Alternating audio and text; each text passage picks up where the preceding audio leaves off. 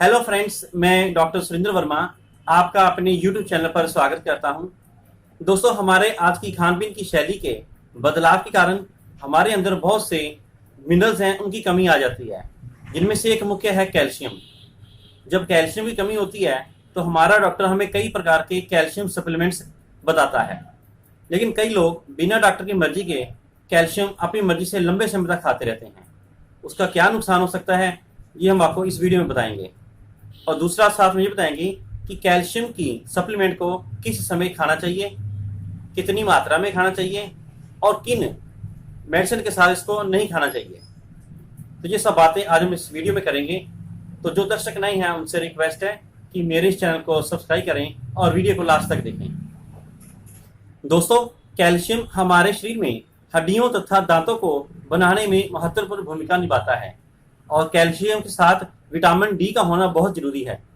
अगर आप vitamin D नहीं लेते हैं और कैल्शियम की सोर्सेज ले रहे हैं तो आपके अंदर जो कैल्शियम है वह पूरी तरह से एब्जॉर्ब नहीं होगा, जिसका लाभ आपको नहीं मिलेगा। इसलिए कैल्शियम के साथ साथ विटामिन डी का होना बहुत जरूरी है।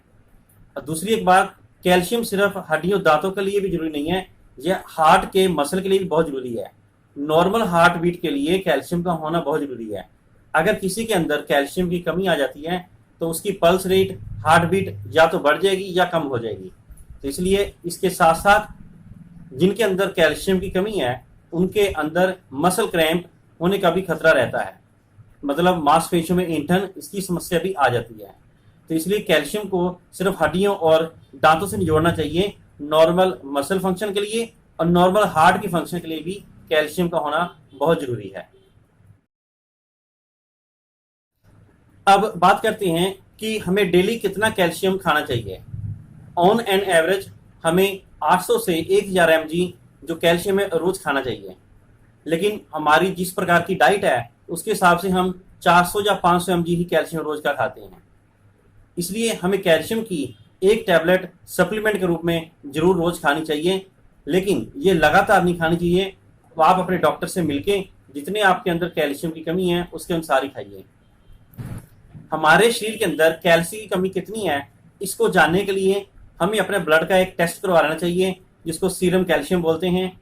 और इसकी वैल्यू देख के हम पता लगा सकते हैं कि हमारे अंदर कैल्शियम की कमी कितनी है, और उसके अनुसार ही हमारा डॉक्टर जो कैल्शियम सप्लीमेंट को प्रिस्क्राइब करता है। कैल्शियम की गोली खाते समय हमें कुछ एक बातों का ध्यान रखना होता है कि जो कि इस प्रकार से हैं।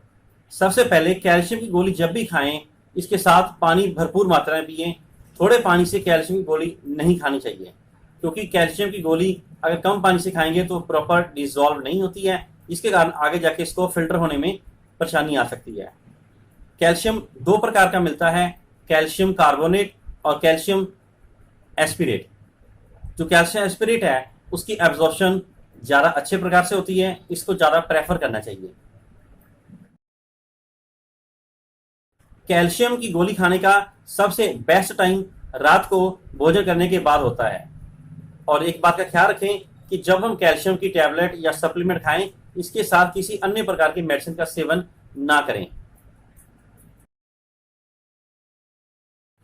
दोस्तों, एक बात का ख्याल रखना कि जब भी आप कैल्शियम की गोली खाते हैं इसके साथ हमें कुछ एक मेडिसिन का प्रयोग बिल्कुल भी नहीं करना चाहिए, जैसे कि कोई भी पेन किलर, कोई भी मल्टीविटामिन या आयरन टैबलेट्स।